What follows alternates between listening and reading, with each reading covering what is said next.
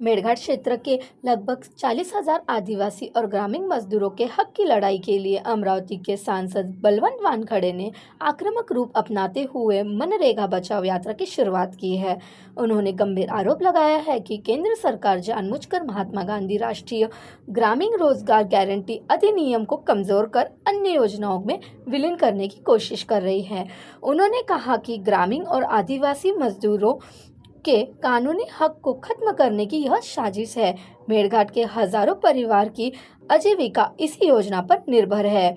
मजदूरों के अधिकारों पर किसी भी तरह की चोट बर्दाश्त नहीं की जाएगी। जरूरत पड़ी तो हम सड़क से संसद तक तीव्र संघर्ष करेंगे।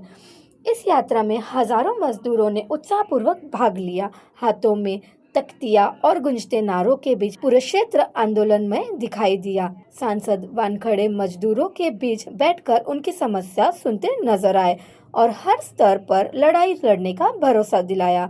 उन्होंने मांग की कि मनरेगा के तहत दैनिक मजदूरी कम से कम 400 रुपये की जाए और 100 दिनों तक रोजगार की कानूनी गारंटी को प्रभावी रूप से बरकरार रखा जाए। उन्होंने आरोप लगाया है कि केंद्र सरकार राज्यों पर आधारित बोझ डालकर इस योजना को कमजोर करने की कोशिश कर रही है। मनरेगा केवल एक योजना ही नहीं बल्कि ग्रामीण भारत की अर्थव्यवस्था की जीवन रेखा है।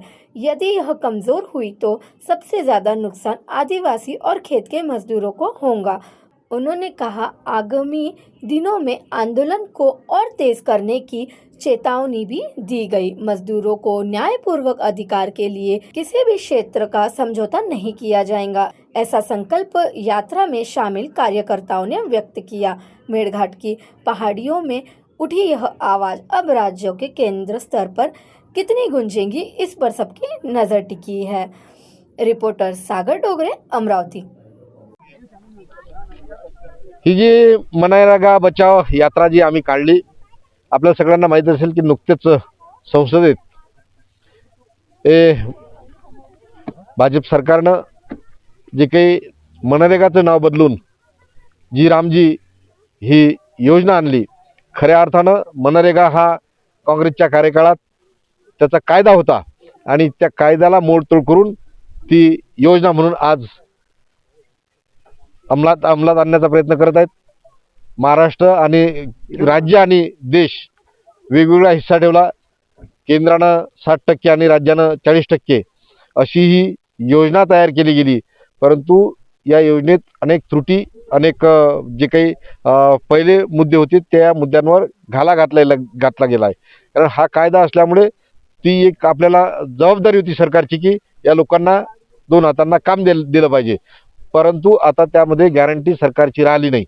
सरकार म्हणेल ते काम पहिले कायद्यामध्ये आम्ही म्हणजे ग्रामसभा म्हणेल ते काम होतं, अशा पद्धतीने खूप सारे बदल केले।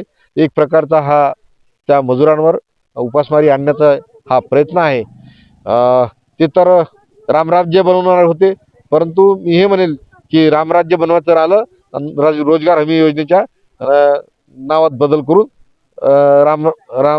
रामजी नाव दिलं।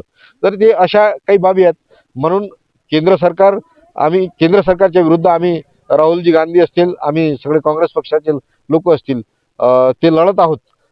जिल्हा काँग्रेस कमिटीच्या वतीनं सुद्धा यशोमतीताई ठाकूर, बबलू देशमुख, वीरेंद्र जगताप यांच्या मार्गदर्शनात तालुका काँग्रेस कमिटीनं हा आज मनरेगा बचाव यात्रा सुरू केली आहे। शादेव बेलकर, राहुलभाऊ येवले आणि त्यांचे सर्व सहकारी रामलाल भैया आणि सगळे या लोकांच्या नेतृत्वात आज ही तालुक्याच्या ठिकाणी मनरेगा बचाव यात्रा केली आहे। आपण पाहत आहे सकाळपासून सर्व खूप मोठा प्रतिसाद या योजनेला या आमच्या आंदोलनाला मिळत आहे। निश्चितच लोकांच्या लक्षात येईल की ही योजना आणि तो कायदा यात फरक लोकांना आता समजेल।